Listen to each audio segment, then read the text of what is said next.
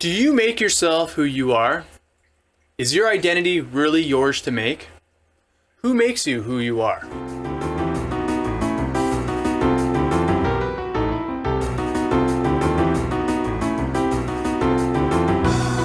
The subject of identity is very deep. I will try to simplify it here and now and support it throughout the videos to come. My goal with this is to have you rethink who you think you are so that together, through your closest friends and family, might we become us. You've probably heard that you are the sum of the closest people around you. If you hang out with positive, upbeat people, you're positive, upbeat. If you hang out with delinquents, guess what? You're going to be a degenerate. Whoever they are, you are them.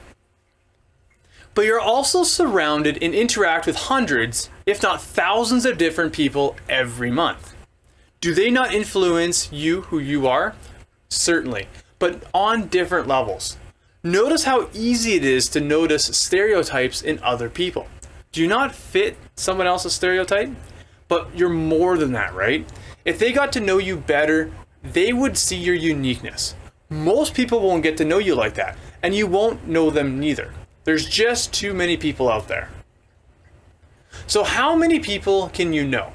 That number is about 150. Any more, and you rely on stereotypes.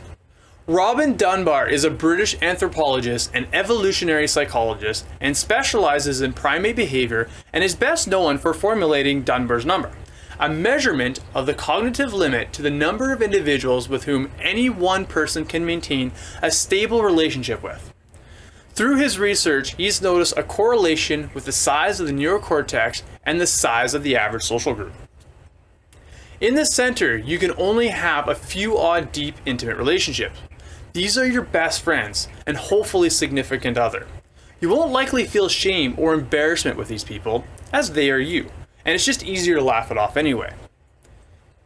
In the middle are your friends and family you interact with on a daily basis.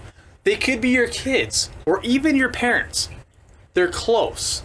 They could be your roommates, some people at work, or even the person you spend a lot of time with on the bus each day while you go to work. This is about a dozen or so people. Then you have the outside.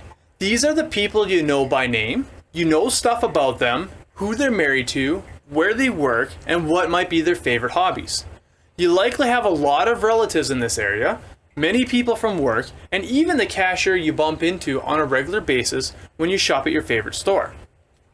Then you have people on the outside of your limits of your ability to know. You might recognize them, but you can't remember their names. You might be able to figure out where you met them, but could not care about their trivial lives.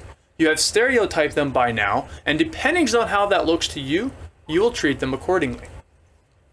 In essence, we've grown our neocortex to communicate with more members of the tribe for survival. Over thousands of generations, this part of the brain has grown so the size of our tribes and villages can grow with it. More people meant better efficiencies to gather resources and survive. Physics tells us our brains have room for another 30% increase in the size based on the gravity of Earth. But I'll get this into another video. But I believe it should be a long-term goal for us humans to maximize the potential of our brains, grow the number of people we can associate with as part of our next step in our evolutionary process. But for now, we have to deal with what we have. And throughout our lives, people can come and go from each of these zones. Sometimes for the good and sometimes for the bad. But usually always it's from a lack of relationship maintenance and a lack of intimacy. Think of your relationships like the plants around your house. It takes care and attention to grow strong, healthy relationships. The plants in your home grow the best because you give them the most of your attention. Think of them as your family. The plants in your garden fare well as you intend to reap the benefits of harvesting them when you need them. These would be your friends. And your acquaintances will be the lawn. Sure, it will do its own thing without much care. Some people have bad lawns, while others are quite meticulously groomed. The more attention you can give to anyone, the better it will be. But you only have so much emotional capital to share. Pick them wisely. Why? Because who you interact with the most is who you become. You are the sum of the closest people around you. This is the most powerful quote in psychology that I've come across. I am not who you think I am. I am not what I think I am. I am who I think you think I am. Charles Horton Cooley is a social psychologist that introduced the looking glass self concept in 1902. This concept of the looking glass self describes the development of oneself and of one's identity through one's interpersonal interactions within the context of society. We imagine how we must appear to others. We imagine and react to what we feel their judgment of that appearance must be.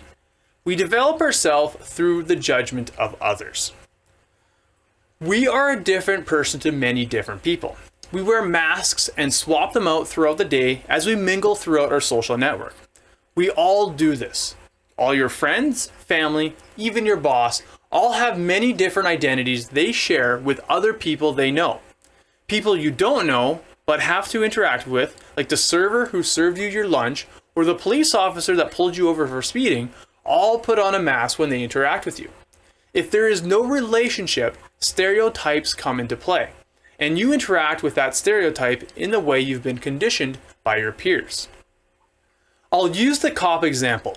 You get pulled over, but you and your friends are degenerates. You have a disregard for the officer as you've been accustomed to thinking about the police officers as your buzzkill. You and your buddies always talk about how bad the cops are.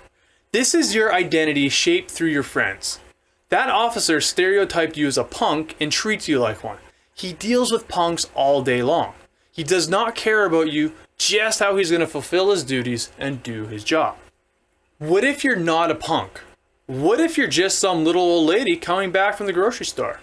Been thinking about getting home in time for Wheel of Fortune. You have no resentment for the officer. You knew you were speeding just a little bit, and the officer wishes you well and hopes you make it for the last half of the show. All parties involved were all shaped and conditioned throughout their lives from the people they knew. Parents, friends, role models, good and bad.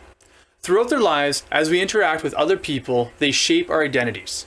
We are what we think others think we are. This is why it's so important to be a positive role model for our children. We all try to do this and live up to other people's expectations, and most often or not, we do get them wrong. Think about this for a moment after you watch this video. Your brain, your identity, all it's ever trying to do is imagine what another person thinks of you so you can be it. And then multiply that by thousands of people you interact within your life. Do you ever wonder why people stress out so much and develop mental disorders, personality quirks, and even end up taking their own life? Have you ever lost someone close to you that put you in despair?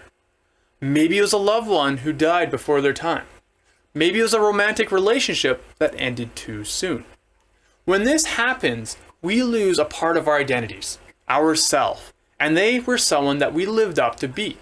Without their judgment, how are we to keep our identities in check? It might be unavoidable, and the only way to get through it is to know we do have other selves we must maintain to other people. We need those other people. And if those other people know that what you're going through, they need to fill in that void by being there and expecting you to be you. This is best done with your closest friends, but it also gives an opening for other friends and acquaintances to fill in too. When those people are not there to fill the void, it can leave you depressed for extended periods of time. I will cover depression and self-esteem in another video. It's of the utmost importance to establish and maintain healthy relationships in our lives. Weed out the bad apples and nurture the good ones. We might not keep everyone in our lives as circumstances change, but too much change too frequently is very hard on our identities. The safest, healthiest means is to maintain and grow many long-term, healthy relationships. Invest our limited emotional equity into establishing a limited number of quality relationships instead of just knowing many people just a little bit. When you see something you like in someone, make sure you let them know. You will find they will naturally want to assume that, but so too is the opposite. You tell someone something bad about them, put them down, they will assume that too. We've all been in abusive relationships and guilty of being the abuser. even if we don't intend it. A huge part of taking humanity into the next level of our social evolution is to get educated, recognize and take responsibility for some of our distasteful nature, so that someday, through our culture and many generations into our genetic legacy, we might evolve to be a better human species. You are the we. We are you. There is no individual, just us.